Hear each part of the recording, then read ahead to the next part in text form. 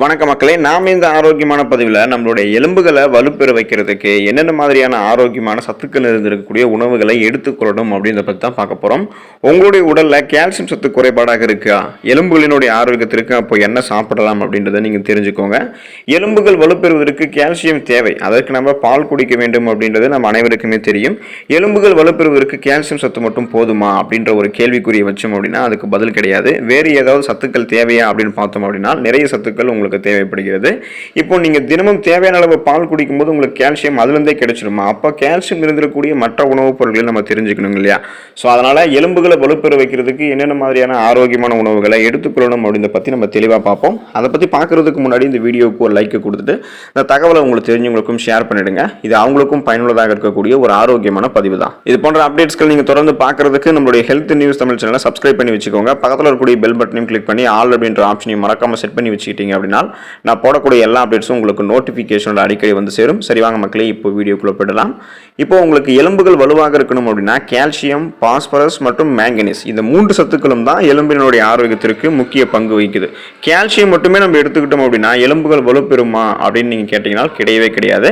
நாம் எடுத்துக்கொள்ளக்கூடிய கால்சியம் எந்த அளவுக்கு ரத்தத்தில் சேர வேண்டும், எந்த அளவுக்கு சிறுநீரகம் வழியாக அந்த கால்சியம் சத்து வந்து வெளியேற வேண்டும், எந்த அளவுக்கு எலும்புகள்ல அது படிய வேண்டும் அப்படின்றத நிர்ணயிக்கிறதுக்கு 6 முதல் 7 ஹார்மோன்கள் வேலை செய்கின்றன மக்களை. ஸோ இந்த அளவெல்லாம் நம்ம தெரிஞ்சுக்கிட்டு தான் அந்த மற்ற உணவுகளையும் நம்ம சாப்பிடணும். கால்சியம் சத்து எலும்புகளில் படிவதற்கு நமக்கு விட்டமின் டி சத்து ரொம்ப ரொம்ப முக்கியமாக தேவை. நம்ம எவ்வளவு விட்டமின் சத்துக்களை எடுத்துக்கொண்டாலுமே அது வயிற்றில் உறிஞ்சப்படுவதையும் சிறுநீரகத்தில் வெளியேறுவதையும் விட்டமின் டி தான் நிர்ணயிக்கும். எலும்பு வலுவிழக்கிறதுக்கு ஆஸ்டியோபோரோசிஸ் வந்து காரணம். ஸோ இது ஒரு எலும்பு வலுவிழக்கக்கூடிய நோய். இதன் அறிகுறிகள் பெரும்பாலும் உங்களுக்கு முதுகிலிருந்து தான் ஆரம்பிக்கும். ஆஸ்டியோபோரோசிஸ் வந்து உங்களுக்கு இருந்துச்சு அப்படின்னா முதுகு வலி ஆரம்பிக்கும் அல்லது கூன் விழ ஆரம்பிக்கும். எனவே ஆஸ்டியோபோரோசிஸ் வராமல் தடுக்கிறதுக்கு என்னென்ன உணவுகளை சாப்பிடலாம் அப்படின்றத நீங்க முதல்ல தெரிஞ்சுக்கோங்க. விட்டமின் டி அந்த சத்துக்கள் கிடைக்கிறதுக்கு முட்டை நீங்க எடுத்துக்கலாம், பால் எடுத்துக்கலாம், மீன் உணவுகள் இது சாப்பிட்டாலும் இந்த விட்டமின் டி கிடைக்கிறதுக்கு சிறந்த ஆதாரமாக உங்களுக்கு என்னன்னு பார்த்தீங்கன்னா இன்னொன்று சூரிய வெளிச்சத்தை நீங்கள் வந்து காலை நேரத்தில் எடுத்துக்கணும். தினமும் நீங்கள் அரை மணி நேரம் வெயிலில் வந்து நின்னீங்க அப்படின்னா அல்லது நடந்தீங்க அப்படின்னா விட்டமின் டி உங்களுக்கு எளிதாக கிடைக்க ஆரம்பிக்கும். காலை மற்றும் மாலை நேரத்தை விட மதிய நேரத்தில் சூரிய வெளிச்சத்தில் நிற்கிறது ரொம்ப ரொம்ப நல்லது. வளர்ச்சி ஹார்மோன் உங்களுக்கு சீராக இருந்தால் மட்டுமே எலும்புகள் வலுப்பெறும். ஸோ அதுக்கு உங்களுக்கு நீங்கள் பார்த்தீங்கன்னா உடற்பயிற்சி மிக மிக தேவைப்படுவது ரொம்ப ரொம்ப அவசியம். இப்போ சரியாக உடற்பயிற்சி செய்யாத நபர்களுக்கெல்லாம் சீக்கிரமாகவே எலும்பு வலுவிழப்பு ஏற்பட ஆரம்பிக்கும். வளர்ச்சி ஹார்மோனை சீராக வைத்திருக்கிறதுக்கு தீவிரமான உடற்பயிற்சிகளை ஈடுபட முடியல அப்படின்னாலும் நடைப்பயிற்சியாவது செய்யலாம். அப்போ நீங்கள் நடைப்பயிற்சி செய்யலாம் அல்லது வந்து யோகாசனம் கூட செய்யலாம். தினமும் நீங்கள் அரை மணி நேரம் உடற்பயிற்சி செய்வதால் 40 வயதிற்கு மேலே உங்களுடைய எலும்பு வலுவிழக்காமல் எலும்பு வந்து வலு இழப்பு ஏற்படாமல் நீங்கள் தடுத்துக்கலாம். சாதாரணமான ஒரு மனிதனுக்கு தினமும் 1000 மில்லிகிராம் கால்சியம் தேவை. இதே கர்ப்பிணிகளாக இருந்தாங்கனால், தாய்மார்களாக இருந்தாங்கனால் தினமும் 2000 மில்லிகிராம் கால்சியம் அவங்களுக்கு தேவை. குழந்தைகளுக்கு தினமும் 800 மில்லிகிராம் கால்சியம் தேவை.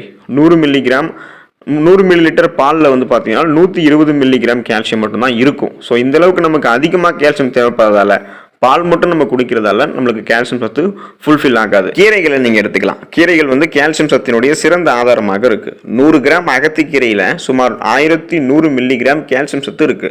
முருங்கைக்கீரையில் பார்த்தீங்கன்னா 400 மில்லிகிராம் கால்சியம் சத்து இருக்கு. 100 கிராம் கருவேப்பிலையில் 800 மில்லிகிராம் கால்சியம் சத்து கிடைக்குது. 100 கிராம் ராகி அதாவது கேழ்வரகுல வந்து பார்த்தீங்கன்னா உங்களுக்கு 340 மில்லிகிராம் கால்சியம் சத்து இருக்கு. கசகசாவிலையும் கால்சியம் சத்து அதிகமாகவே இருக்கு. பாஸ்பரஸ் நிறைந்திருக்கக்கூடிய உணவுப் பொருட்கள், அந்த பாஸ்பரஸ் சத்து நிறைந்திருக்கக்கூடிய உணவுப் பொருட்கள் என்னென்னு தெரிஞ்சுக்கோங்க. அசைவ உணவுகள் வந்து பார்த்தீங்கன்னா பாஸ்பரஸ் நிறைய இருக்கு. ஸோ இந்த நான்வெஜ் ஃபுட்ஸ் இருக்குங்க இல்லையா, அதை நீங்கள் எடுத்துக்கொள்ளும் போது உங்களுக்கு அந்த பாஸ்பரஸ் கிடைக்க ஆரம்பிக்கும். அப்புறம் நட்ஸ், முழு தானியங்களான அந்த கைக்குத்தல் அரிசி, பார்லி, ஓட்ஸ், முழு குயினோவா, பழுப்பு அரிசி, முழு கோதுமை ரொட்டி போன்ற உணவுகள் எல்லாத்துக்குமே பாஸ்பரஸ் உங்களுக்கு கிடைக்கும்.